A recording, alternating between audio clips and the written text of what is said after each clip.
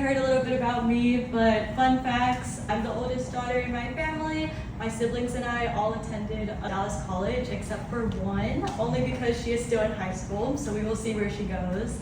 Me and my sister, we both took advantage of the dual credit program that Dallas College offered with my high school, so that's how we earned some credits towards an associate's degree. And then my brother, older brother, attended Mountain View and was also able to earn his associate's degree there. Another last fun fact, I love chocolate chip pancakes. Anyone else here a fan? So agenda for today, I'll go over some team management skills, event management, event promotion, and then how we get our funding and expenses to run our program throughout the school year. All right, so on to team management. So we will open up officer applications before each semester. So that's usually in May for the upcoming semester and then in December for the spring semester. The way that students can apply is by submitting our Google form application. After that, me and my team will review applications and then we'll select students that we want to interview. After we have that first round interview, we'll extend an offer and then we'll start our orientation within the time frame before school starts. So yeah, at that officer orientation, that's when our students will set up their AIGA membership if they haven't already. We'll also teach them how to make an account, all the different pros that the program offers and whatnot. While we're there, officers are also going to meet their teams, which I'll talk about more here in a bit. And then we'll review our event planning protocols that we have throughout the school year, and then we'll pick our weekly officer meeting times as a group.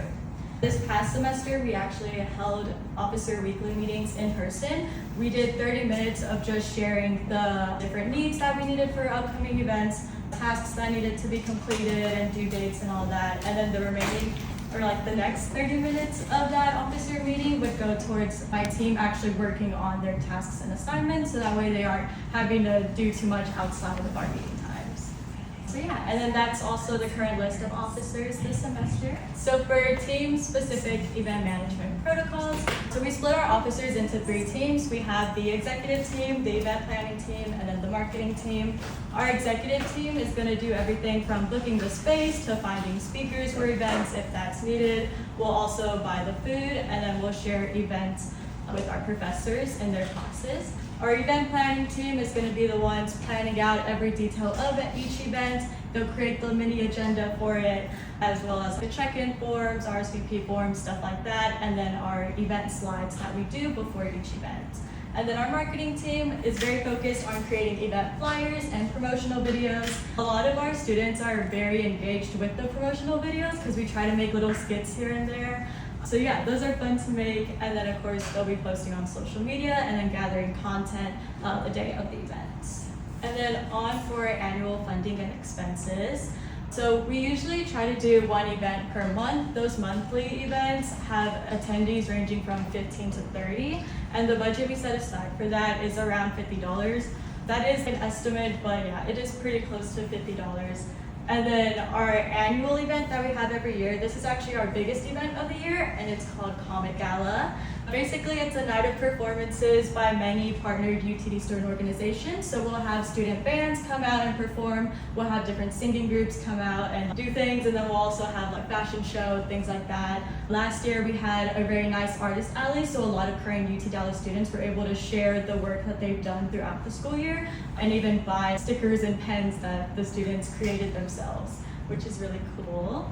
And then some other things that we usually do as far as expenses is purchasing our AIGA UTD hoodies, which is pictured in that top photo, and then AIGA UTD stickers, because everyone loves collecting stickers for their water bottles and phone cases, stuff like that. So yeah. And then to answer another common question, how on earth are we getting all that money, especially for something like Comic Gala, which can be definitely over $1,000. So the way we do this is we start by setting up a proposal meeting with our school's dean. That'll be a presentation that a couple officers will come together to create, basically sharing what our event is about, why we need funds, what those funds are going to go towards, that sort of thing. So we'll meet with the dean, and then once approved, we're able to get those funds, and then that's how we have money to spend for the event.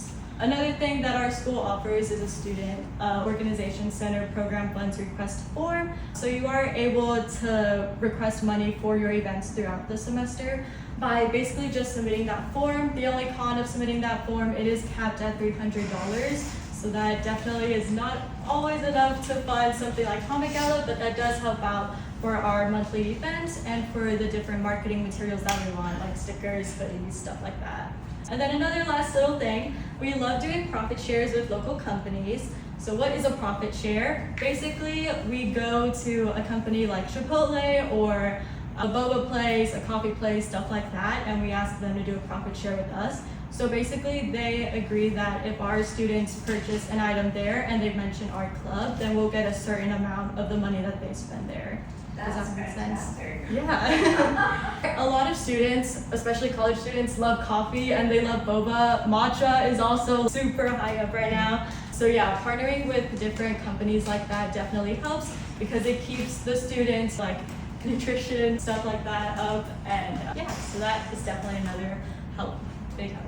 On to event management and the different types of events we have. So we found that our most popular events are design job panels and guest speakers. Students really like to hear from industry professionals that are like right out of college as well, because a lot of our students are seniors and they're graduating and they're freaking out because they don't know what to do after college or they don't know what the job industry looks like.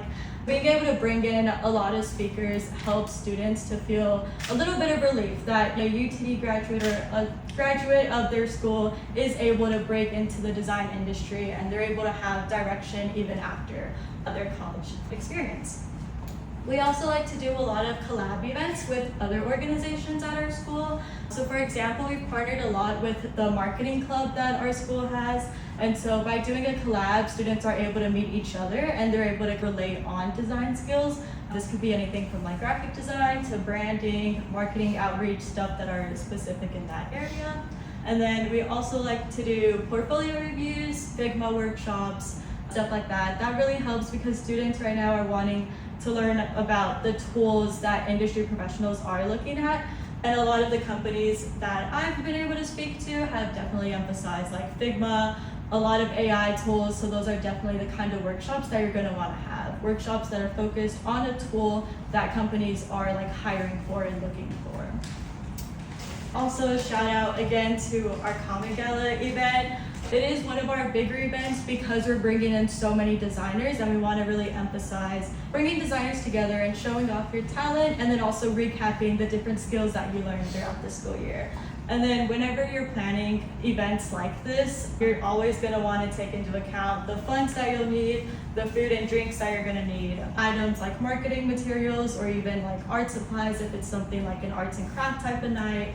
And then decorations is another big thing that you have to take into account when planning events, especially for something like Comic Gala. This year our theme was Wicked, so like Wizard of Oz and Wicked, not sure if y'all know that movie. But yeah, so we did a lot of like cute little witches hats and then we had a lot of bubbles everywhere, stuff like that. So yeah, being able to prepare those different things really helps to have a successful event with a high amount of attendees. On to event promotion. So we're obviously going to start with the basic printed flyers, but that is not going to get you 200 attendees. So what we do is we'll submit a digital signage request form so that way on all of the screens around campus, they can show our flyer for the event that we're promoting for that week or month. And then on top of that, around our campus, each organization has their own bulletin board. So we're able to decorate our own bulletin board and then we'll put flyers in our Discord there. On top of that, we'll do posts on Instagram, LinkedIn, Discord, and our very own website. We'll also have other student organizations at UTD repost our flyers so that way they can get the word out, share it with their friends easily, stuff like that. And then of course we have our own email, so that way we are able to answer questions and no one student's inbox is being flooded with emails. So being able to have our own little email inbox does help because then you're able to have multiple officers collab on that email inbox and answer questions and stuff like that. And then if you were to scan that QR code, that would go to our link tree where you are able to find a lot of resources. You're able to find our Discord, which is where we promote most of our events. You're able to find our LinkedIn again, our Instagram, our YouTube. And then a lot of times for our upcoming events, we will have RSVP forms and then we'll post that there as well. We'll also release our photos from our events publicly and that would be another link added to our link tree after every event. And then I wanted to share a little more about our AIGA UTD specific branding. Everyone loves a cute little animal, everyone loves a mascot, so we are presenting Bird. He is our little mascot. His name is actually Bird. I say it twice because it sounds cooler. Being able to have that little mascot on like all of our marketing materials and our slides, it makes events more fun and more exciting to attend. And like, I mean, just look at it. It's an adorable little face. So yeah. And then we also have our own stickers, like I mentioned. We try to keep a good color palette as well, so because we all know brand identity is super important, especially for an organization on campus that wants to be running for a long time. All right, and then that'll bring me to the end of my presentation on best practices. If you scan that QR code, that'll take you to AIGA UTD's Linktree, and then if you want to connect with me, that'll take me to my personal Linktree and LinkedIn. But yeah, thank you so much.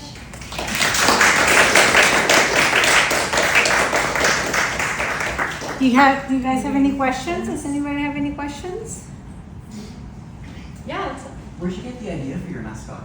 So it was actually created before I even joined the club. I have no clue whose idea it was, but I saw it and I loved it. We used to call the people that are in our club birdies, and so every message that we would send out would be like, hey birdies, here's what's up this week, stuff like that. So yeah, it's been around for a while and we all love it, so we're keeping it for sure. Yeah. I wasn't sure I misunderstood it, but I was wondering, do you guys switch out officers every semester, or is it? Yeah, it's before, it's not the entire team. So for example, this May we'll release our officer applications, and so whatever officers are graduating, we'll replace those positions, and then we'll reassess if we want to add positions. And so that's how we'll do the hiring process. And then in like the summer is when we'll do that orientation, and we'll have our official officer team. There'll be the official officer team for the full fall semester, and then in December is when we'll release applications again for students to fill the roles of graduating students. Okay. Yeah. And you guys are like the champions of fundraising. We struggle. How do you go about approaching a business doing one of those profit shares? Yeah, so honestly, it's just a lot of research. I know for Chipotle, that was more us trying to brainstorm what are some popular restaurants that are around campus that students love going to. And Chipotle was one of the bigger ones. Chick-fil-A is also super common and they do profit shares. And so, yeah, you can either go in person or you can message them because most of these places have their own Instagram. So we did that too.